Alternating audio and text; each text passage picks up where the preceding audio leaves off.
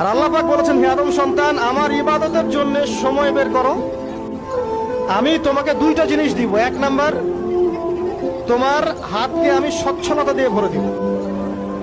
আর দুই নাম্বার, তোমার সমস্ত অভাব আমি দূর করে